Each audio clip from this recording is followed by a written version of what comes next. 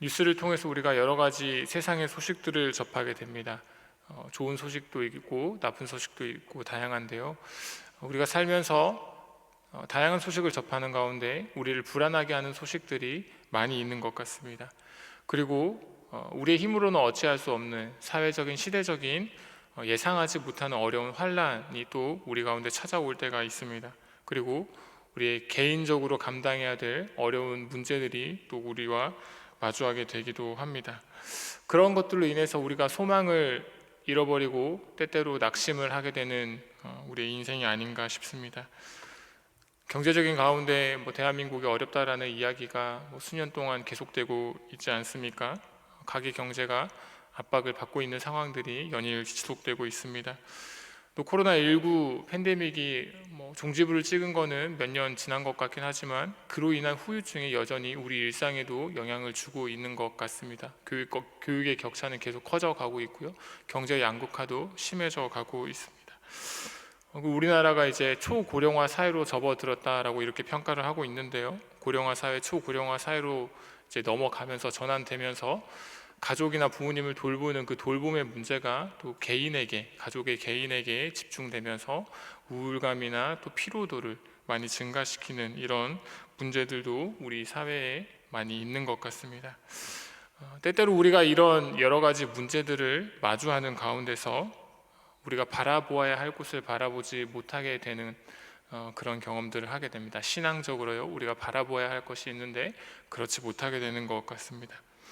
그런데 성경은요, 우리의 시선을 어디에 두어야 하는가라고 하는 이런 관점에서 우리가 잠시 이 세상을 이제 지나가는 나그네와 같은 인생을 살아가게 되는데 잠시 지나가는 그 세상의 시선을 두는 것이 아니라 영원히 계시는 이 세상의 절대 주권자이신 하나님께로 우리의 시선을 향하라고 계속해서 권면합니다. 오늘 이 시간에는요, 장엄하신 하나님의 그 주권과 또 그 주권을 믿는 우리 성도들이 과연 어떤 소망을 가지고 이 세상을 살아가야 할 것인지에 관하여서 잠시 상고하려고 합니다. 세상의 모든 만물을 지으신 그 하나님이 그 지으신 모든 것들을 친히 다스리신다라고 우리는 그렇게 믿는데요. 그 하나님을 믿는 우리가 흔들리지 않고 소망을 품을 수 있는 근거가 과연 어디에 있는 것인가? 그리고 그 소망이라고 하는 것이 우리 삶에서는 구체적으로 어떤 증거로 나타나야 하는 것인가를 좀 생각해 보도록 하겠습니다. 우리가 소망을 두어야 될 유일하신 한 분, 하나님, 그 하나님이 어떤 분이신지 우리가 오늘 함께 살펴보려는 오늘자 날주 본문 시편 104편을 통해서 확인을 할 수가 있습니다. 시편 104편을 여러분들 쭉 읽어보시면 우리 하나님께서 세상을 어떻게 지으시고 다스린지에 관하여서 찬양하고 노래하고 있는지 우리가 볼 수가 있는데요. 오늘 우리가 함께 읽었던 31절 말씀 다시 한번 제가 읽어드립니다. 여호와의 영광이 영원히 계속할지며 여호와는 자신께서 행하시는 일들로 말미암아 즐거워하시리로다. 시편 기자가요, 이 시편 104편에서 하나님을 높입니다. 경배하고 찬양합니다. 우리 2절 이하의 말씀을 좀 보시면 어떤 내용으로 하나님을 높이고 있냐면, 하나님은 빛을 옷 입으시는 분이시다. 그리고 물과 구름을 수단 삼아 일하시는 분이시고 천사들을 불꽃으로 삼으시는 분이다. 그 이후에도 여러분들 쭉 읽어보시면 그 하나님이 얼마나 전능하신 분이신지, 그리고 그 전능자께서 세상을 친히 창조하시고 다스리시는데 그 다스림이 어떠한지, 그리고 피조물들은 하나님 앞에서 어떻게 반응하는지를 기록하고 있습니다. 말씀에서 확인할 수 있듯이, 그리고 우리가 익히 알고 있듯이요, 그리고 우리가 믿고 있듯이 하나님은 우리의 인간의 지혜로는 측량할 수 없을 정도로 장엄한 전능한 분이십니다. 그리고 그 주권적인 능력으로 지으신 모든 세계를 변함없이 다스리고 계시는 분이시죠. 그런데 그 하나님이 창조로 모든 것을 끝내지 않으시고 창조 이후에도 우리가 잘 알고 있는 대로 지으신 모든 것들을 친히 통치하시는 운행의 섭리 가운데 계시다라고 하는 것을 우리가 알고 있습니다. 쭉 우리 104편 쭉 내려오시면 27절과 28절 함께 읽었던 본문 바로 조금 위쪽에 있죠. 27절과 28절 말씀을 같이 읽어보겠습니다. 함께 읽습니다. 이것들은 다 주께서 때를 따라 먹을 것을 주시기를 바라나이다. 주께서 주신즉 그들이 받으며 주께서 손을 펴신즉 그들이 좋은 것으로 만족하다가. 그 전에 말씀들을 읽고 이 27절까지 내려오시면 이 27절, 28절들에 있는 이것들이라고 하는 것, 그들이라고 하는 것이 하나님께서 창조하신 피조물이라고 하는 것들 여러분들 확인하실 수 있습니다. 그리고 우리의 호흡, 생명들이죠. 인간들의 생명이죠. 그리고 우리가 먹고 마시는 그 모든 것들이요. 그리고 이 땅에 살아가고 있는 모든 생물들, 동물과 식물들을 포함한 모든 것들, 그 모든 것들이 때를 따라서 먹을 것을 얻게 되는데 그 모든 일상적인 질서가 하나님께 속해 있다라고 이 시편 기자가 고백합니다. 하나님의 손에 달려 있는 거죠. 우리의 삶을 흔드는, 제가 설교를 시작하면서 말씀드렸던 우리의 삶을 흔드는 여러 가지 문제들이 우리 일상에 있습니다. 그것들로 인해서 우리의 삶이 불안정함 가운데 빠질 때가 다반사입니다. 그런데요, 그런 우리의 일상이 불안정한 가운데서도 우리로 하여금 흔들리지 않고 소망을 품게 하나님이 만들어 주시는 것이죠. 하나님의 이 주권을 온전히 신뢰했던 초대교회 성도들이 있었습니다. 오늘자 날주 데살로니가 전서 1장의 말씀에 나오는데요, 여러분, 이 데살로니가 교회는요 로마 제국의 통치 아래 있었던 지역에 세워진 교회였습니다.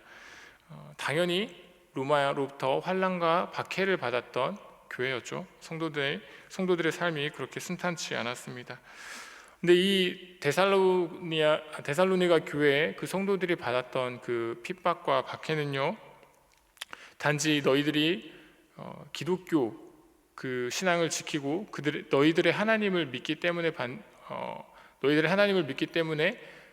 너희는 비난받아야 한다. 그러니까 종교적으로 비난을 하는 것, 그리고 그들의 명예가 이제 보통 일반 시민의 명예들보다는 조금 더 떨어지는 이런 명예의 실추와 같은 것에 그치는 것이 아니었습니다. 그들의 박해는 단순히 그 정도의 박해가 아니었습니다.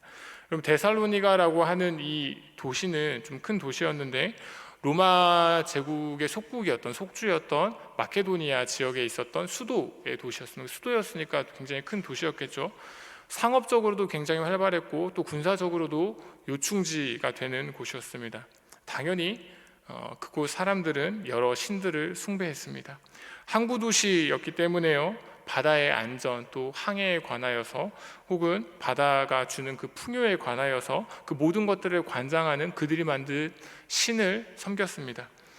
무역이 발달했던 곳이었기 때문에 또 부유한 도시였기 때문에 술이 빠지지 않겠죠. 술과 풍요로움 또 축제를 관장하는 여러 신을 섬기기도 했습니다.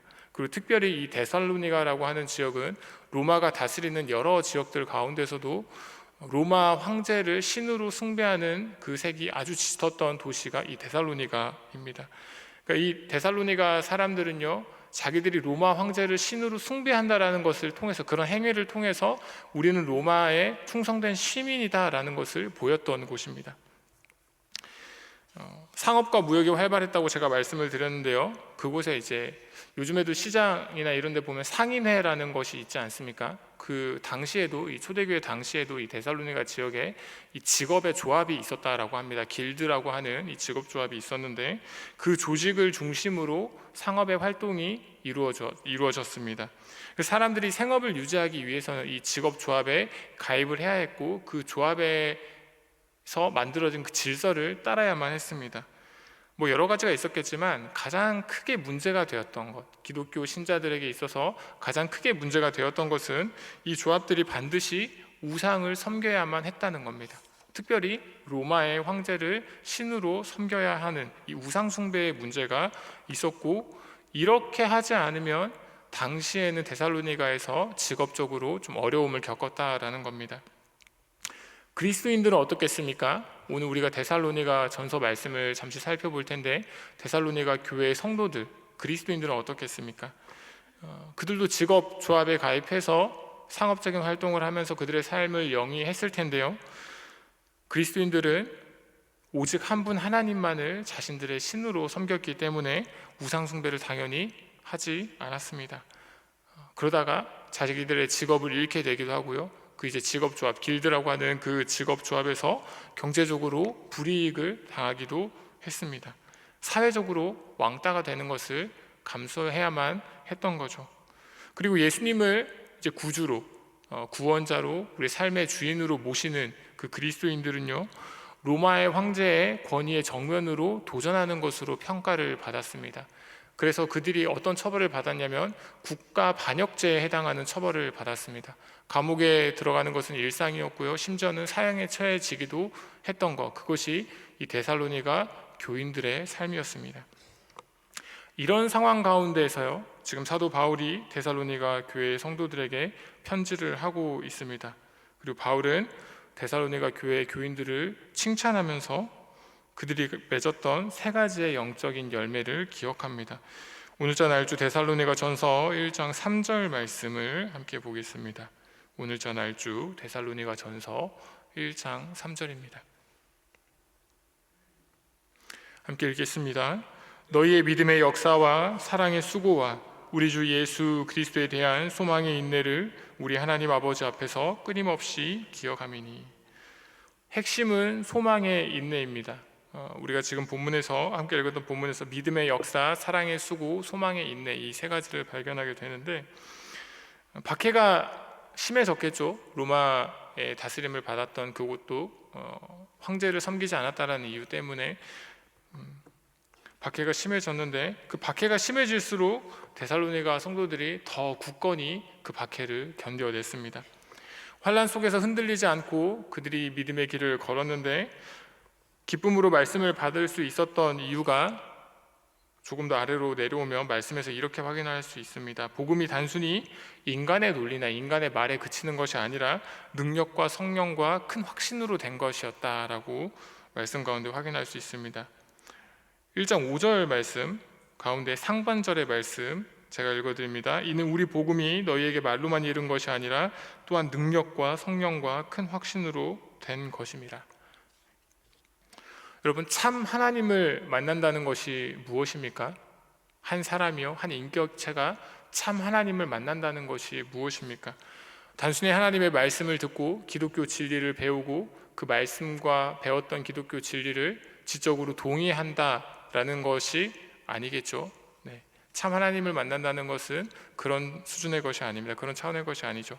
참 하나님을 만난다는 것은요, 우리가 방금 살펴본 이 데살로니가 1장 5절에 나와 있는 것처럼 성령의 능력으로 한 인격의 삶이, 그 삶의 근본이 완전히 바뀌는 사건을 의미합니다. 이것이 참되신 하나님을 만난다는 겁니다. 그렇게 삶의 근본이 성령의 능력으로 바뀌고 영원한 소망을 품게 되는 것입니다. 데살로니가 성도들은요, 우상을 버렸습니다. 당시 사회에 얼마나 많은 우상 숭배가 있었습니까? 근데 그 우상을 버리고 참되신 하나님께로 돌아서서 그들이 영원한 소망을 품었습니다. 생명의 위협이 있었습니다. 그리고 경제적으로 몰락할 수 있는 어려움 앞에 놓여 있었습니다.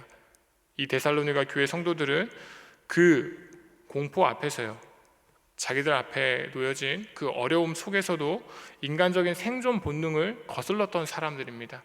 생존 본능을 거스르고 예수 그리스도가 나의 구주 되심을 믿음으로 고백한 것입니다. 사랑하는 여러분, 우리 성도들이 이 세상을 살아가면서 살아계신 하나님의 주권 아래 내가 거하고 있다라고 하는 여러 가지 증거가 있을 텐데, 그 가운데서도 가장 강력한 증거는요, 환난 속에서 흔들리지 않고 영원한 소망을 품고 인내하는 것입니다. 여러분, 그렇다면 우리 삶에서 시련이 찾아오고 어려움과 고난이 찾아오게 되는데, 그 가운데서 우리가 소망으로 인내할 수 있는 궁극적인 이유가 무엇이겠습니까? 여러분은 여러분 삶에 찾아오는 그 어려움과 시련 속에서 어떠한 것 때문에 소망의 인내를 품으십니까? 바로 하나님이 우리에게 약속해 주시는 그 영원한 나라, 우리가 곧 마주하게 될 영원한 하나님의 나라가 우리를 기다리고 있기 때문입니다. 오늘자 다른 날주 본문입니다. 에스겔 48장인데요. 에스겔 48장에는 하나님께서 에스겔 선지자에게 환상을 통하여서 이스라엘 지파에게 땅을 분배하고 또 성읍을 건설해 주는 그런 장면이 기록되어 있습니다. 에스겔서 40장부터 48장까지가 이 선지자에게 하나님께서 환상을 보여주시고 그 환상 가운데서 말씀하시고 있는데, 이 특별히 오늘자 날주 48장은 이제 앞으로 완성될 하나님의 나라, 하나님의 공동체가 어떤 모습일지를 보여주고 기록하고 있습니다. 그리고 이 38장의 환상의 절정이 마지막 절인 35절에 기록되어 있는데요. 우리 48장 35절 말씀, 오늘자 날주 에스겔 48장 35절 말씀을 같이 읽어보겠습니다.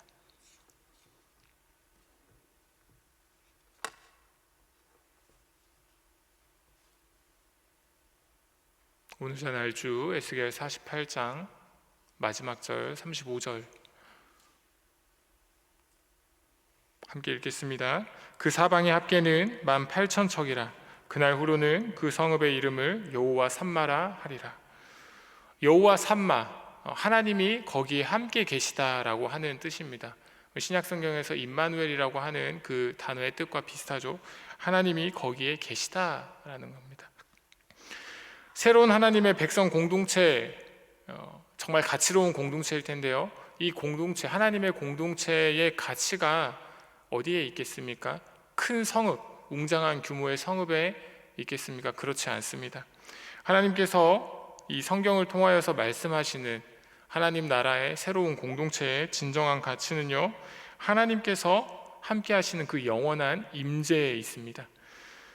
그렇기 때문에 우리가 붙들어야 할 가장 확실한 소망은요, 우리 신자들이, 성도들이 이 세상을 살아가면서 붙들어야 할 가장 확실한 소망은 절대 주권자이신, 만유의 주권자이신 하나님께서 마침내 우리가 도달할 그 영원한 하나님의 나라에서 우리와 함께 계실 것이다 라는 것에 있다는 겁니다.